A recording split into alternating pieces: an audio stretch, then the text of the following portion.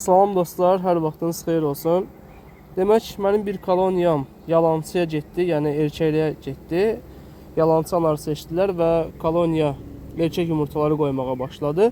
Və mən YouTube'da bir videoda görmüşdüm. Türk bir arıçıydı, Ünal Çoban adında bir arıçının.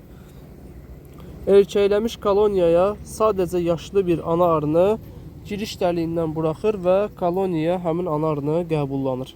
Bir neçə dəqiqə ərzində. Mən də eyni şey etdim. Bu ana arı 4 yaşındadır hal-hazırda. 2023-cü ildə doğulub. Və sadəcə götürüb giriş dəliyindən içəri buraxdım. Və arılar qəbullandı. Yalançıya getməsində, yəni bir pətək gözündə bir neçə yumurtanın olduğundan anladım. Arıların qanad çırpmağından anladım. Lakin hal-hazırda ana arı təxminən 10 dəqiqədə vermişəm. Giriş dəliyindən buraxmışam içəri. Öz koloniyası kimi gəzir, yumurta atır. Yəni çox gözəl üsuldur.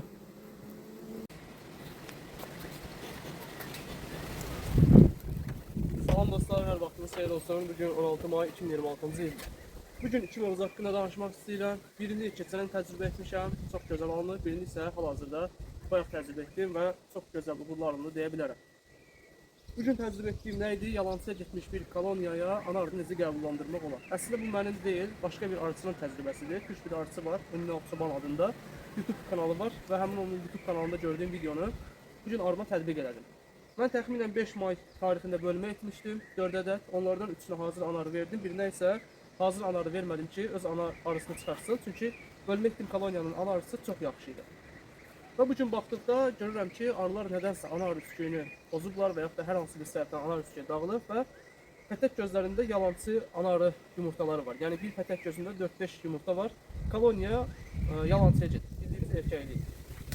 Lakin hələ də yumurtalar sürpə mərhələsinə təzə keçir. Yəni qapanmıyor, üzəri bağlanmamış şəkildədir. Və mən nə elədim? Mənim burada arılıqda ən yaşlı bir arım var. Təxminən 2023-cü ildə doğulmuş bir ana arısı var idi. Çox gözəl inkişaf eləmişdi. Hətta mən buradakı bu iki bölməni də bu anardan almışdım. Yəni bu koloniyadan almışdım. İkinci mərtəbəyə çıxmışdı və ikinci mərtəbə doldurmağa 3-4 çərçivə qalmışdı. Yumurta atımı çox yaxşı idi, lakin mən qorxurdum ki, ana arı yaşlı deyə arı beçə gedər. Və bu aradan çox gözəl 2 ədəd bölmə aldım. İndi bölmələri də birazdan göstərəcəm. Ana arısı var və yumurta atır ana arıları. Və mən bunun ana arısını götürdüm. Sadəcə giriş dəliyindən, həmin o yalançıya getmiş koloniyaya, giriş dəliyindən içəri buraxdım. Və 10 dəqiqə sonra baxdıqda artıq ana arını koloniya qəbullanmışdı. Heç bir problem də olmadı. Amma əvvəl nə edirdik? Ya günlük yumurta verirdik və yaxud da anar üsküyü verirdik və yaxud da qəfəsə gətirib anar verirdik. Onda da koloniya çox gec qəbullanırdı. Demək olar ki, bəzən qəbullanmırdı. Aparıb başqa yerə silkələyirdik, arı təzədən qayıdırdı geri. Bu şəkildə proseslər yerinə yetirirdik. Lakin 10 dəqiqə ərzində anarını giriş qapısından içəri buraxdım və koloniya çox gözəl şəkildə qəbullandı. Bunu mən təxminən keçən il Ünal Çoban adında Türk arıçının videosunda görmüşdüm və bugün tətbiq elədim. Çox da uğurlu oldu. İkinci eləyəcəyimiz şey nədir? İkinci eləyəcəyimiz təcrübəsi keçən il etmişim. Bu mənim etdiyim bölmədir. Təxminən 4 qapalı yumurta ilə bölmüşdüm bu arını. Hal-hazırda da bu arada artıq xam pətəyin üstündə arılar var. Yəni qabardırlar. Verdiyim xam pətəkdir, arılar qabardır 5-ci çərçivə olaraq. İndi mən bu arını gücləndirmək istəyirəm ki, bu arı iyun ayının ortasında olacaq. Yəni bal axınına, iyun ayının sonunda olan bal axınına çata bilsin. Və bayaqlarım dediyim həmin o koloniya, hal-hazırda həmin koloniya təxminən 9 çərçivədədir. Ana arısını götürmüşəm və bundan bu arıya qapalı yumurtalı dəstək vermək istəyirəm ki, bu arı daha güclənsin. Və eləyəcəyimiz iş necə olacaq? Bundan götürdüyümüz qapalı yumurtanın arısını silkələyəcəyik, bu arıya verəcəyik və bu arada larvalı, hələ üstü bağlanmamış çərçivəni verəcəyik ora. Yəni üstü bağlanmamış çərçivədən balaların doğulmasında təxminən 12-13 gün var. Üstü bağlandıqdan sonra ən azı 10 gün var. Lakin oradan verəcəyimiz çərçivə doğulmaq üzrə olan çərçivə olacaq. Yəni bu arını haradan baxsaq 10 gün, 15 gün önə atmış olacaq. Şimdi başlayaq eləməyə. Və bu koloniyada güclü koloniya olduğuna görə öz ana arısını hazırlayacaq. Hətta ana arını hazırladıktan sonra bəlkə bundan bir dənə bölmə aldım. Çünki arı çox gözəl vəziyyətdədir. Mən bayaq burada işarələmişdim.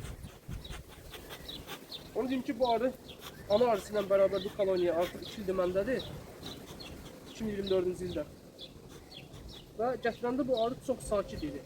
Ana arısı yaşlandıqca koloniya get-gedə aqressivləşir. Yəni bu çox normal bir şeydir.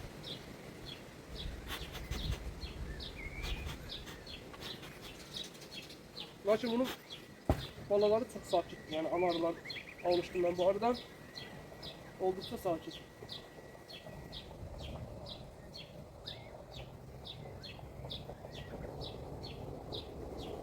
Burada bu kapalı yumurtanı götürmeyeceğim. Bunda polen ehtiyatı bir kadar azdı. Ama aslında götürmüşəm, vapça agresivləşirlər bunlar. Vay vay vay vay vay.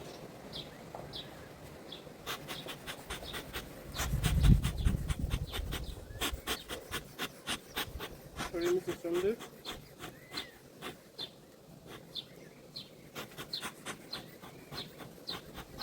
Arının cinsi bakmazsa. Lakin oldukça agresifdir. Çünkü ana arısı yaşlıdır.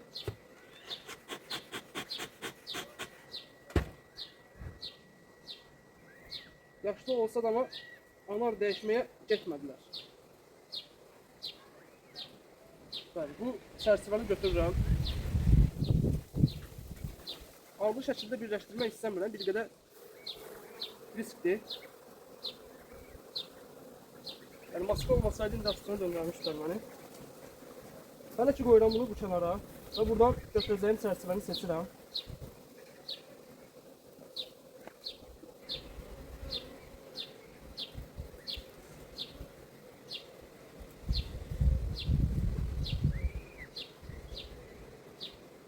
Bu çərçivədə ümumiyyətlə yumurta yoxdur. Daha doğrusu günlük yumurta var, larva yoxdur. İstəsək bunu da götürə bilərik. Lakin o arını tam gücdən salmaq istəmirəm. En azından ardıyıca gələn işçi arılar olsun. Bu çərçivə tamamilə larvadır. Demək olar ki, çərçivənin %80%-i tamamilə larvadır. Və bu qapalı yumurtanı qoyuruq tam mərkəzə. Eğer bunu eləməsək, arılar yetərincə isidə bilməz. Və gətiririk bu larvalı çərçivəni. Veririk arının bu hissəsinə.